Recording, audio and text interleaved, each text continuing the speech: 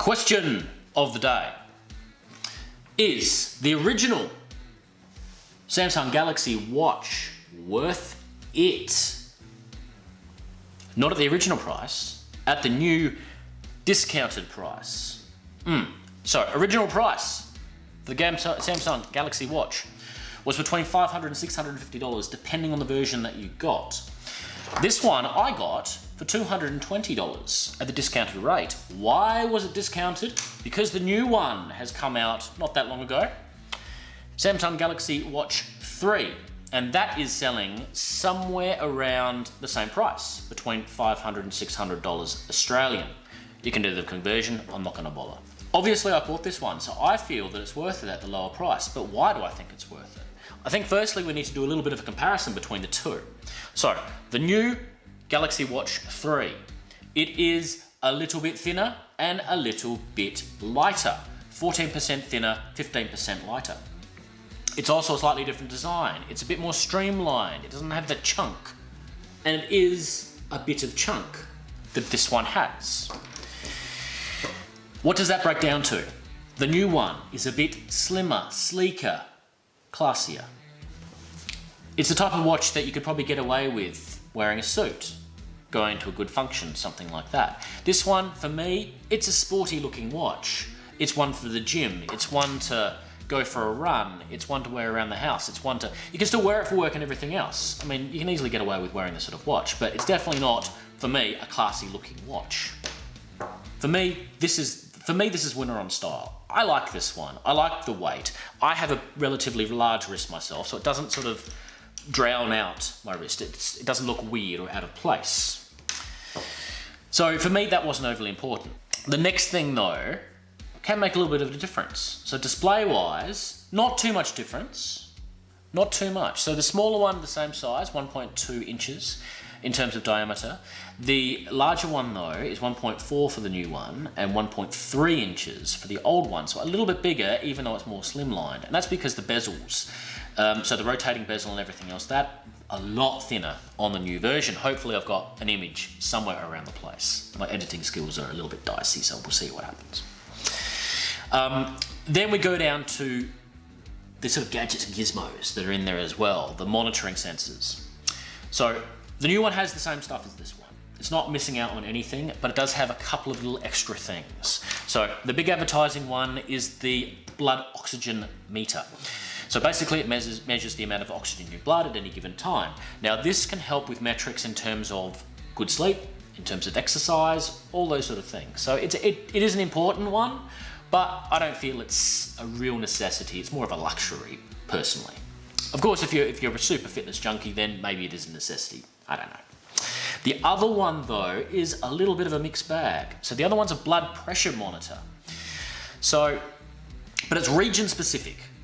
I know that sounds a bit odd, but basically it needs to have a medical certificate from the board of whichever region you're in, and then it can be unlocked from the phone. So it's already on the phone, but it needs to be unlocked when it's sort of released. So check that out, because if you're in a region that doesn't have it and you really want the blood pressure monitor, you may be a little bit out of luck and a little bit disappointed.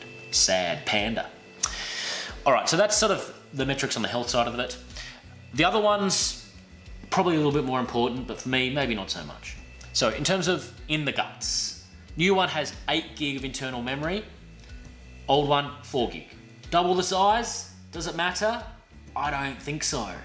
For me, I'm not gonna be overloading this sucker with lots of apps. I'm not gonna be like my phone where I just download, game after game after game after game, and then have to delete them to clear more space. I'm basically gonna be using the ones that I need to use. It's a watch. Its primary function is keeping the time.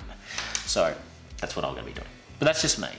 If you're the type of person who really likes to just put every app on there that you're never gonna use, then maybe that extra 4 gig is gonna make a big difference. The other thing is internal RAM, so the power behind it. So you're looking at the new one with a 1 gig of RAM, whereas the old ones, the smaller one was 768 megabytes, the larger one 1.5 gigabytes. So a little bit bigger for the larger one for the old version, which again, a little bit interesting. I don't think it's going to be a big difference though. It's for me, either size is not going to alter performance. For the apps that they're running, they don't require really powerful engines to make it happen. They just need something that's going to do the job. And all of the options do the job, so not a big deal. The big one for me though is battery life. And I think this is very, very, very interesting. So the original is 422 amp hours, whereas the new one is only 340 amp hours, which means this one, the original, you could probably go for around about 2.5 to 3 days without charging on minimal, like just having it on your wrist. Whereas the new one, I would say substantially less than that. I'd say 2 to 2.5 days. So winner, winner, techo dinner. That's it for the tech. So you extrapolate that, you make that what you will. For me, is what I mentioned in the new watch worth an extra $300 odd, or double plus this watch? So two of these watches plus a bit to get one of the new ones. I don't think so. I really don't think so. I guess, it depends on what you're going to use it for. But for me, I use this watch, number one, to tell the time, obviously. Number two, I like having the updates that come across because of the Bluetooth connectivity. I like the heart rate monitor. I like to be able to monitor that when I'm at the gym. I like the sleep sensors so that they can tell me how much REM and REM sleep I'm having. But the real thing that I actually got it for was to control my music. When I'm at the gym, I like to be able to just flick over my wrist and just skip songs if a junk one comes on or something like that. I don't like having to take my phone out and mess up my rhythm if I'm doing cycling or something like that. I like this for that. And that's why I got it. And that's probably the reason why I wouldn't have spent $600 odd on the original, or the new one for that matter. Because for what I need, I don't need something that's flash and that much better. I need something that will do the job. And this one does the job. But even when you're comparing, it's really not that much better than the new one. I mean, if you really like the look of it, then fair enough. I mean, most watches you buy because you like the look.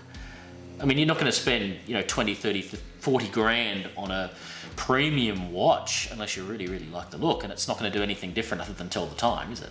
No, it's not. So, for me, at $220 to $250 Australian, I will do a conversion. That's around about $150 American. I think this is worth it every day of the week. Definitely. And that's why I bought it. What do you think? Do you think it is? I mean, there's other watches out there, but I don't think there's any in this price bracket that offer the same options as this. And the customization as well. I don't think there's any that have the same level of that. Have a think. If you're looking to buy one, I'd take the step and get this. For that money, yeah. See you next time.